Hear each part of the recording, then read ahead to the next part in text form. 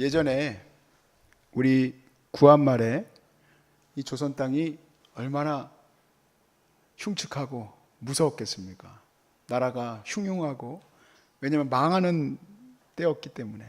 또 새로운 시대가 열렸지만 문제는 곧 또 남북으로 갈라지는 그런 마음 아픈 전쟁도 있었고 그래요. 그럴 때에 우리 선배님들은 이 계시록 말씀을 거의 암송하다시피 하셨다고 합니다. 그만큼 우리에게 힘이 되는 말씀일 수밖에 없는데, 왜냐하면 이 글이 쓰여지는 배경 자체가 그렇기 때문에 그래요.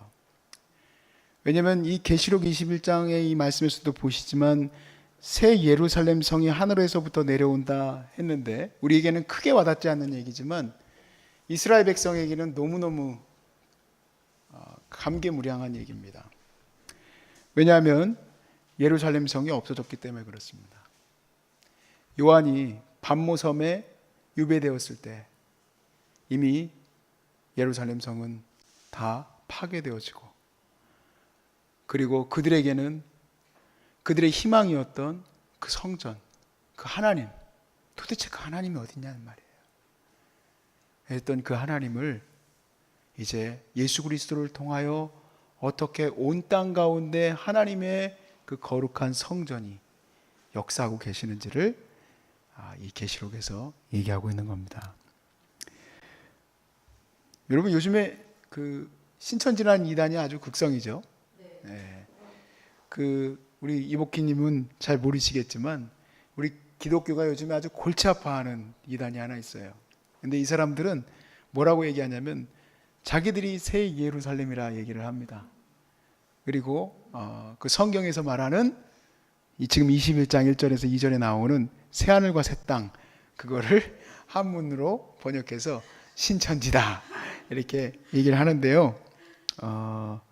놀랍게도 정말 수십만 명이 미혹돼서 거기에서 가정도 버리고 정말 앞뒤 좌우로 공분하지 못하고 그곳에서 완전히 삶을 포기하고 살아갑니다. 왜 이런 일이 일어나냐면 사실은 이 새 예루살렘을 이해하지 못하기 때문이고, 또 교회를 이해하지 못하기 때문이고, 그리고 성전에 대해서 이해하지 못하기 때문에 그래요. 그래서 우리가 지난주까지 요한의 신학에 대해서 같이 나눴는데, 이 요한의 신학 가운데 이 계시록은 아주 중요한 또 책입니다. 거기에서도 특별히 교회론, 교회로만 얘기하면은 여러분들에게 부족한 부분이 있어서, 과연 성경 전체에서 말하고 싶어하는 이 하나님의 성전은 도대체 무엇일까? 그리고 그 성전 가운데 이제 우리가 함께 예배하고 있는 이 교회는 어떤 의미인가를 한동안 우리가 좀 얘기를 나눠보려고 합니다. 성경 전체를 통해서 함께 나누게 될 건데요. 말 그대로 성전을 이해할 때 국지적으로, 그러니까 로컬리 어디 이렇게 있는 그 지역적으로 이렇게 이해하는 것은 완전히 잘못된 이해입니다. 신천지에서 말하는 소위 말해서 새 예루살렘은 어디냐? 지금은 이제 딴 데를 물색하는지 모르겠습니다만 과천입니다. 과천. 맙소사. 과천. 제가 대전에 있었는데요. JMS는 월명동이라고 대전 그쪽에 거기에다가 또 만들어 놓고, 또 그 통일교회에서는 여기 가평에 설악 쪽에다가 신궁이라고 그래서 거기서 설교할 때나 뭐 이런 거 할 때 보면요, 그 소위 말해서 가평 날씨가 나와요. 여러분, 가평 날씨를 찾아보려면 그 통일교 설교에서 나오더라고요. 얼마나 웃긴지 몰라요. 오늘 지금 몇 시 몇 도입니다 하고 이렇게 시작을 해요. 왜냐하면 거기가 천국이니까. 다 뭡니까? 하나같이 이단들은 어느 지역들을 그렇게 천국으로 만들려고 해요. 왜 그럴까요? 눈에 보이니까. 근데 성경에서 말하는 새 예루살렘은 도무지 눈에 안 보이는 것 같잖아요. 하늘에서 뭐가 내려왔다고 하면 하늘에서 어디가 내려옵니까? 어디에 내려왔냐 이 얘기야. 어디에.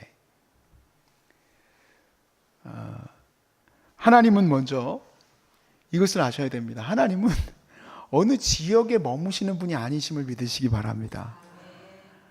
하나님은 온 우주를 만드신 분이지 과천에 임하시는 분이 아니고 가평 설악대 어디에 있는 것도 아니시고 절대 그럴 수 없어요. 왜 그러냐면 열왕기상 8장 27절 한번 보세요. 여기 옆에 띄워놨으니까 여기 보세요. 여기 보세요. 네, 여러분 맨날 나눠드리면 다 잊어먹잖아요. 그래서 이제 아예 여기다 써왔어요. 8장 27절. 자, 여기 보시면 솔로몬이 성전을 지었어요. 지역적으로 지었습니다. 이미 지었는데 이렇게 얘기합니다. 하나님이 참으로 땅에 거하시리까 그랬어요. 하나님은 땅에 안 거하십니다. 하늘과 하늘들의 하늘이라도 주를 용납하지 못하겠거든 하물며 내가 건축한 이 성전이오리까. 하나님, 내가 비록 하나님을 위해서 성전을 지었지만 하나님을 위해서 성전을 지었지만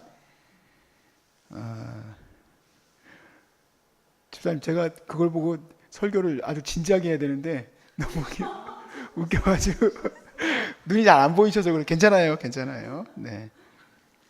성전이 오리까 그랬어요. 한마디로 말해서 하나님은 온 우주에 거주하심을 여러분이 이제 아셔야 됩니다. 자, 이것만 알아도 이단에 빠질 리가 없어요. 하나님이 어떤 지역에 머무신 게 아니에요. 이미 솔로몬 성전을 지었을 때도 마찬가지입니다. 그러면 하나님이 성전을 지어놓고 그곳에 임재하시겠다고 하셨는데 그게 무슨 말입니까? 를 이해를 한번 해봅시다. 여기 한번 성전을 한번 보세요. 그림을 한번 보여드리겠습니다. 잘 안 보이시지만 한번 보시면 이게 솔로몬 성전 그림인데 잘 안 보이시죠? 근데 앞에 부분에 보면 그 앞에 부분이 뜰이에요. 뜰. 근데 그 뜰에 뭐가 있냐면 번제단이 있고 그리고 그 옆에 물두멍인데 이름이 뭐라고 써 있습니까? 자, 바다라고 써 있어요. 영어 성경에도 보면 sea 그렇게 써 있습니다. 바다. 네, 바다라고 써 있어요. 그거는 이제 여러분들이 그 머릿속으로 이제 이해하고 계십시오. 그리고 그 안으로 들어가면은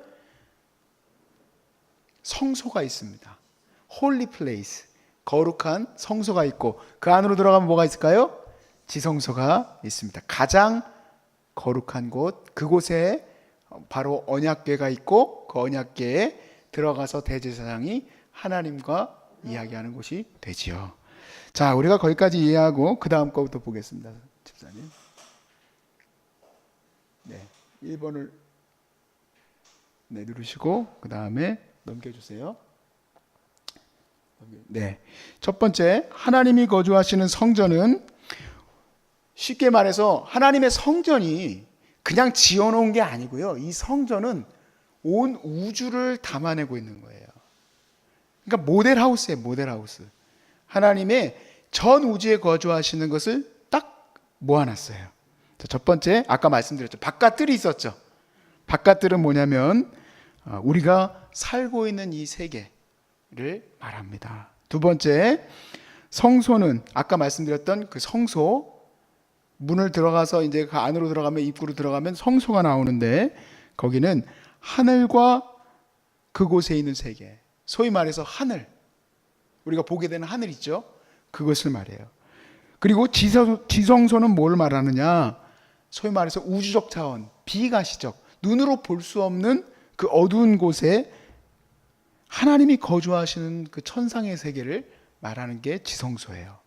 자, 왜 그런지 우리가 하나씩 살펴볼 건데 오늘은 바깥들하고 성소까지만 같이 얘기를 나누고 그 다음 지성소는 다음에 나누겠습니다. 여러분, 이제 대제사장은 지성소까지 들어갈 수 있고 일반 제사장은 절대로 지성소로 못 들어갑니다. 그리고 죄송하지만 여자분들은 성소로 또 못 들어갑니다. 여자들만이 거주하실 수 있는 데가 있어요. 죄송하게 생각합니다. 근데 성경에서 그렇게 정해놨어요. 자, 이제 우리가 대제사장이 돼서 옷을 멋지게 입고 이제 바깥들을 거쳐서 성소를 지나서 지성소로 들어가게 됩니다. 자, 이런 이 소위 말해서 이동의 과정에서 여러분이 느낄 수 있게 되는 것이 바로 뭐냐면 이 세상에서 우리가 살고 있는 이 세상에서 지나서 하늘로 올라가서 아주 컴컴한 우주로 들어가서 그곳에서 하나님을 만나게 되는 그러한 이동 경로를 여러분이 겪게 되는 거예요. 대제사장이 되면. 자, 성전 안뜰에 있는 부분들을 좀 보겠습니다. 거기에는 아까도 여러분들이 보셨지만 제단이 있었죠. 네, 큰 제단이 있었고 그 옆에는 바다가 있었어요. 바다. 말 그대로 바다입니다. 바다. 열왕기상 7장 23절에서 26절 말씀 한번 보세요.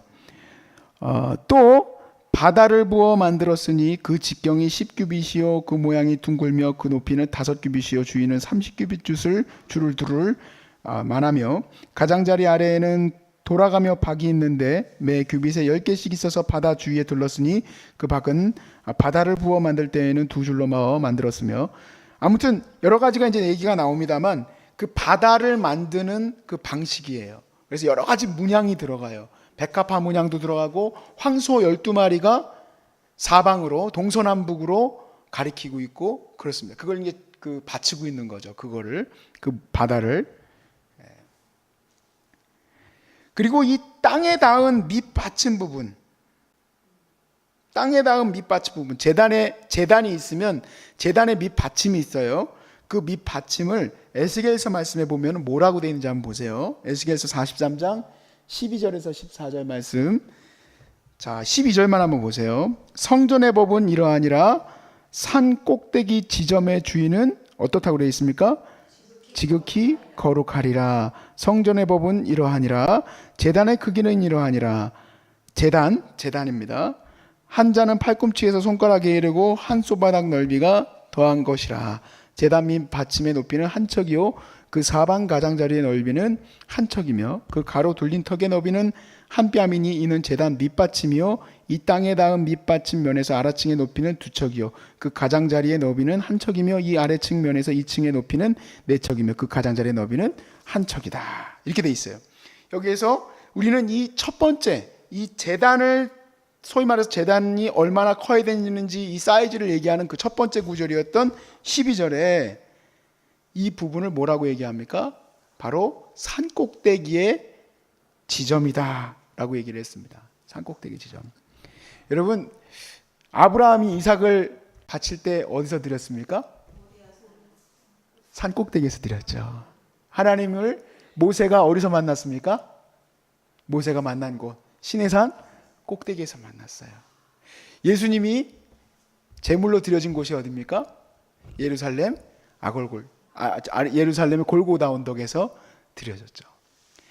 왜냐하면 이 제단은 가장 거룩한 곳에서 드려져야 되는데 이스라엘이 성전을 짓기 전에는 성막으로 이동을 했어요.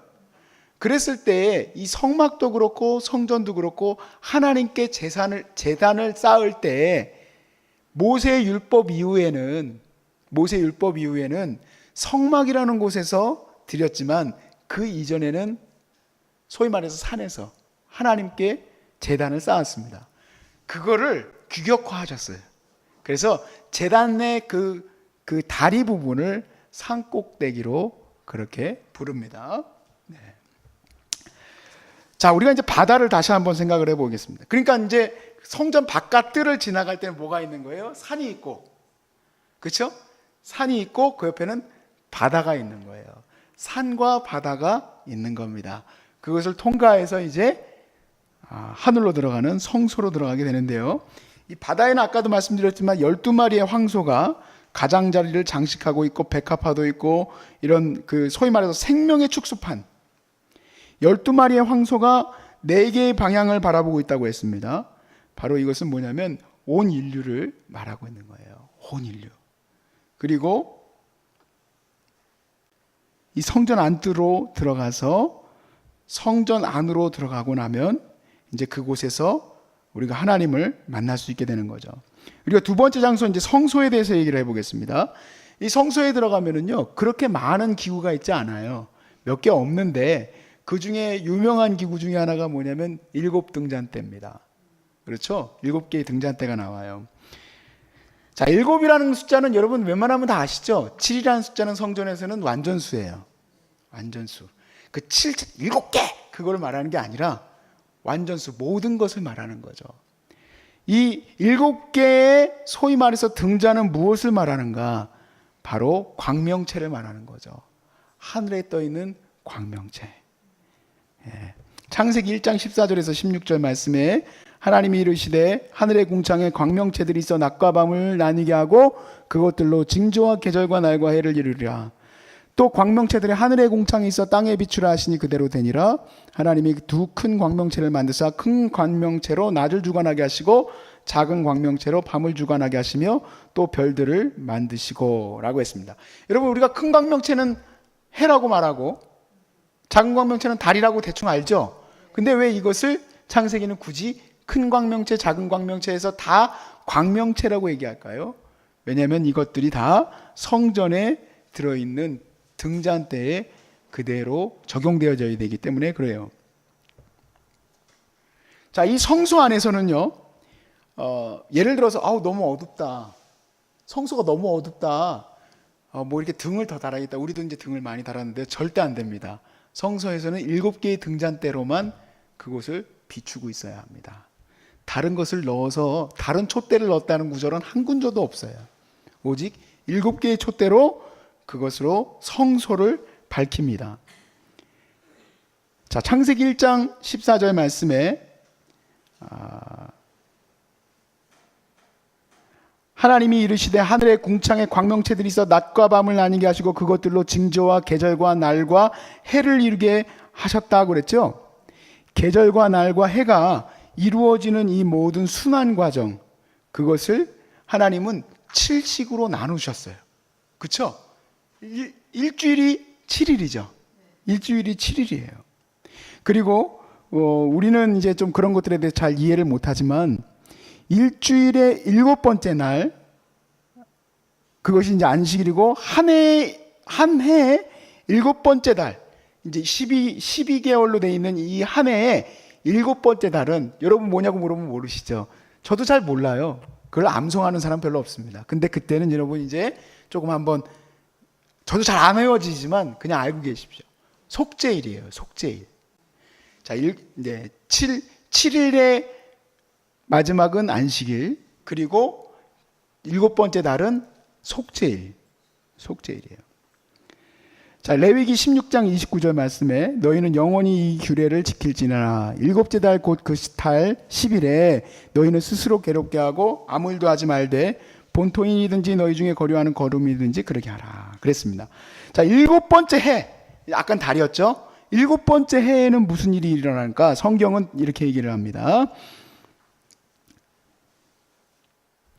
신명기 15장 1절에서 2절 말씀 같이 한번 읽어볼까요? 시작. 며칠 년 끝에는 면제하라. 면제의 규례는 이러하니라. 그의 이웃에게 구워준 모든 체주는 그것을 면제하고 그 이웃에게나 그 형제에게 독촉하지 말지니 이는 여호와를 위하여 면제를 선포하였음이라. 즉 7년 때마다 노예 신분에 있던 자들이 해방되는 해예요. 와, 그렇구나.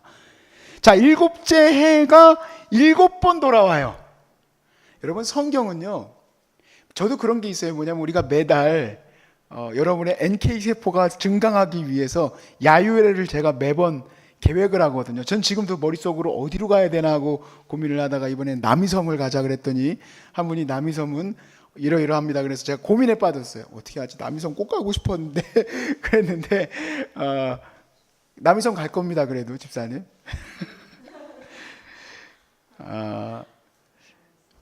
또 국수 먹는 날 고기를 이때쯤 드려야 되겠다. 또 그리고 나름대로 제가 정해가지고 이렇게 플랜을 짜는데요. 하나님의 그 계절, 시기, 그런 어떤 주기 이게 있잖아요. 이 주기에 대해서 여러분은 이제 머릿속에서 이해하시면 된 게 있어요. 바로 뭐냐면 7이에요. 7. 7일의 안식일, 그리고 7째 달의 속죄일, 그리고 7년째에 소위 말해서 노예들이 해방되는 해방일. 그 다음에 7째 49죠. 그때는 바로 뭐냐면 희년이에요. 희년. 네, 50년째 되는 해. 레위기 25장 10절 한번 보세요. 같이 읽겠습니다. 시작. 너희는 50년째 해를 거룩하게 하여 그 땅에 있는 모든 주민을 위하여 자유를 공포하라. 이 해는 너희에게 희년이니 너희는 각각 자기의 소유지로 돌아가며 각각 자기의 가족에게로 돌아갈지며. 여러분 그 컴퓨터에 보면은 기능 중에 리셋이라는 기능이 있어요. 야, 우리도 살면서 그런 리셋 기능이 있으면 얼마나 좋을까. 돈 빚졌다가 막, 우리도 빚이 많았거든요. 막 한 20억 빚졌다가 리셋. 50년째 되는 애는 다 리셋이에요. 다 리셋. 얼마나 좋을까.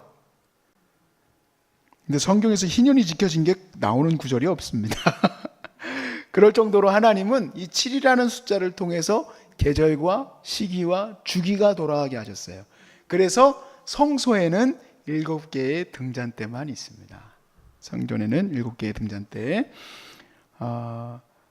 요한계시록 1장 20절 말씀에 보면 이렇게 돼 있어요. 내가 본 것은 내 오른손에 7별의 비밀과 7금촛대라.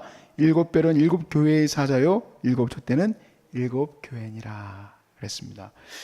또한 하나님의 거룩한 천사가 7촛대, 이 7촛대는 교회를 말하는데, 교회 역사에서 보았을 때 7교회는 단순히 그냥 교회, 그냥 몇 교회 이렇게 말하는 7교회가 아니라 전체의 교회를 말하며, 이 교회는 이 세상에 무엇일까요? 빛인 거죠. 빛처럼 빛나야 되는 거죠. 그러나 그 빛을 잃어버리면 주님이 그 촛대를 옮겨버리신다고 하셨습니다. 우리가 다음번에는 지성소에 대해서 같이 나눌 건데요. 지성소는 우주, 그래서 지성소에는 빛이 아무것도 없어요. 아무 빛도 비추지 못하게 하셨어요. 그래서 이 빛을 통과해서, 그래봐야 뭐 대단한 빛은 아니죠. 7개의 촛대를 지나서 그래서 하나님의 지성소로 들어가게 되는 건데, 제가 여기서 나누고 싶은 게 한 가지가 있습니다. 그것은 뭐냐면, 하나님의 성소에 대해서 우리가 하나님의 성소가 무엇을 말하고, 또 하나님의 그 모든 그 뜰 자체가 다 성전을 말하는데, 그 말은 무슨 말일까요? 우리 모든 이 살고 있는 곳이 하나님의 거룩한 곳이라는 얘기죠. 그러므로 우리는 그 하나님의 거룩한 은혜, 섭리에 포함되어 있음을 믿으시기 바랍니다. 저와 여러분은 하나님의 인도하심 속에 있음을 믿으시기 바랍니다. 할렐루야. 그러므로 우리가 두려워하지 말고 오늘 희망으로 하나님께 나아가시길 주 이름으로 축복합니다.